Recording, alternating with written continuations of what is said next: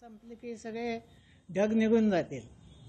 माई मला सांगा की तुम्ही म्हणता इलेक्शन पुरतं आहे, मोठ्यांदा इलेक्शन पुरते सगळं आहे आपण असं म्हणता, पण दुसरीकडे राजकारणाने घरामध्ये भांडण लावण्याचा प्रयत्न केला.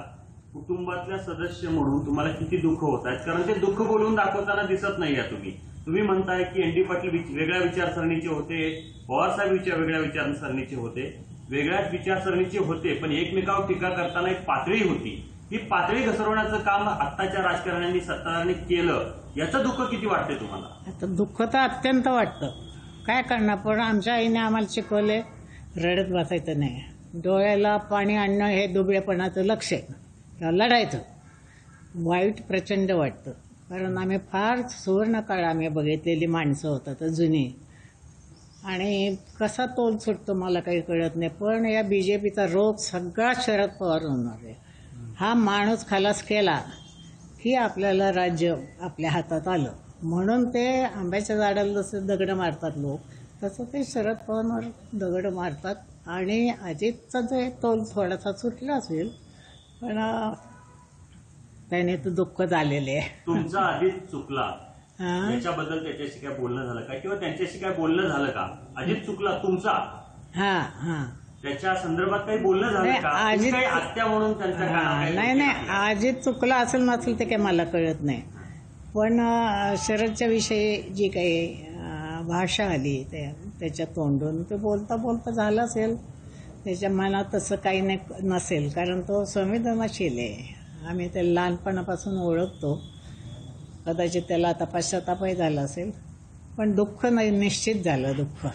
अजित पवार सारखे प्रगल्भ नेते आहेत, महाराष्ट्राचं उपमुख्यमंत्रीपद भूषवलं, राष्ट्रवादीतला एक मोठा नेता म्हणून त्यांच्याकडे पाहिलं गेलं. खरं तर तशा प्रकारचा तोल त्यांच्याकडून जाऊ शकतो का? परंतु तुम्ही लहानपणापासून त्यांना बघताय, कुणाची तर तोंडची वाक्य असं आहे तसं वाटतंय तुम्हाला? नको काय ऐकायची गरज नाही. सुप्रिया सुळे आणि सुनेत्रा पवार या एकाच घरातील आता दोन उमेदवार असणार. तुम्हाला काय वाटतं की कोण विजयी होईल? बारामतीमध्ये कोण विजयी होईल असं तुम्हाला वाटतंय? मी आता शिक्षिका आहे, त्यामुळे मी तुलना करताना माझं दोघींवरही वैयक्तिक प्रचंड प्रेम आहे. आमची सुनेत्रा फार गोड आहे, सुप्रियाचा तर प्रश्नच नाही. ही सुप्रियाचं मला अतिशय अचंबा वाटतो की तिने सोन्याचा चमचा घेऊन ती जन्माला आली, आणि ती कधी एसटीत बसलेली नाही. आम्ही तिला फुलासारखं, कारण एकच्या एक आणि लाडक्या भावाची मुलगी, फुलासारखं वागवलेलं, इंग्लिश मिडियमला शिकलेली, पण तिने जो स्वतःमध्ये काया पालट केला त्याला तोड नाही. आम्हाला सुद्धा असं बोलता येणार नाही किंवा इतर कुणाला राजकारण इतकं सुंदर ती ह्या लोकसभेत बोलते की सगळे विरोधी पक्ष सुद्धा कानात प्राण आणून ऐकत असतात. ही किती, म्हणजे मी तिला हे लिहिते की बापसे बेटी सवाई, असं कधी कधी मला लिहावं असं वाटतं. तिचा अभ्यास प्रचंड आहे, तिने फार प्रगती केली आहे. मराठी नीट बोलता येत नव्हतं, तिची इंग्लिश शब्द मध्ये मध्ये यायची, ते तिने सुधारवली. हिंदी भाषा उत्तम बोलते, अनेकांना इंग्लिश बोलता येते इंग्लिश मिडियमचं, तर मला सांगितलं हिंदी बोलताना मला येणार नाही. तेव्हा आणि तिचा अभ्यास आणि वन फिरणं, तिचं साधेपणा, तिचं चारित्र्य हे अतिशय दिलखुलास आहे, लोकांना प्रचंड आवडतं. सुनेत्रा अतिशय गुणी आहे, स्वभावाने सुस्वभावी आहे मुलगी, कुटुंबात इतकी मिसळलेली आहे, इतक्या लांबून येऊन सुद्धा, पण तिचा अभ्यास कमी पडणार.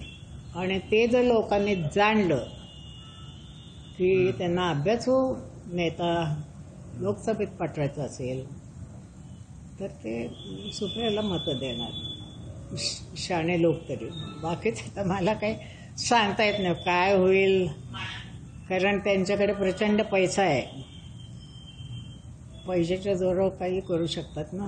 बीजेपीकडे फार पैसा आहे, तर पण हे सगळं लोक वाद घालतात ना, ते चुकीचं आहे. आमच्या कुटुंबाला तडा जाणार नाही एवढं मला माहिती आहे. तुम्ही म्हणताय की राजकीय ढग आहे, निघून जातील, पण लोकांनी काय करावं? कोणाच्या बाजूने उभं राहावं? शरद पवारांच्या बाजूने की अजितदादांच्या बाजूने? लोकांनी ठरवावं ना. शरद पवारांचं काम आणि अजित पवारांचं काम, अजितचा कामाचा धडा काय हो, पण पाया कोणी घातलाय असं आहे ना. जेव्हा यशवंतराव चव्हाण आमच्या घरी आले, शरद पवार पहिल्यांदाच निवडून आले ते, त्या यशवंतराव म्हणले, शरद ही तुझी मतं नाही आहेत, ही मतं तुझ्या आईवडिलांची. कारण माझ्या आईवडिलांना लोकांवर अत्यंत प्रेम केलं आईवडिलांनी. लांबून माणूस दिसला तर एक चहा टाका असं माझे वडील करायचे. आम्ही ह्या लोकांचं आम्हाला प्रेम प्रचंड. आता माझ्या घरी सुद्धा रोजचे 25 लोक येतात, त्यांची काही अपेक्षा नसते, चेहरा बघतात, जातात, तेंडे पाटलांना नमस्कार करतात. तसंच सगळं कुटुंब आहे आमचं. त्यामुळे काय होतं ते बघू. आता मी काय सांगू. कोल्हापुरातून देखील शाहू महाराज या निवडणुकीच्या रिंगणात उभारलेले आहेत. कसं बघताय तुम्ही याच्याकडे? शाहू महाराजांचा अतिशय चांगला उमेदवार दिलाय, निष्कलंकित आहेत, शांत स्वभावाने, कधी त्यांच्या जिभेवरचा तोल जात नाही. आणि कोल्हापूरची जनता म्हणजे लई भारी. शाहू फुले आंबेडकरांचे विचार घेऊन हे कोल्हापूर जनता तयार झालेले. काही चुकीचा घडलं की पहिली ठेंगी कोल्हापूरून पडते. मग अतिशय जागृत आणि छान मला वाटायचं. मी मुंबईमध्ये बरीच वर्ष काढली आणि मला वाटत होतं आपल्याला करमेल की नाही, पण या कोल्हापूरकरांनी त्यांचा स्वभाव, मोकळा स्वभाव असा, जे काही बोलायचं ते स्पष्ट बोलायचं.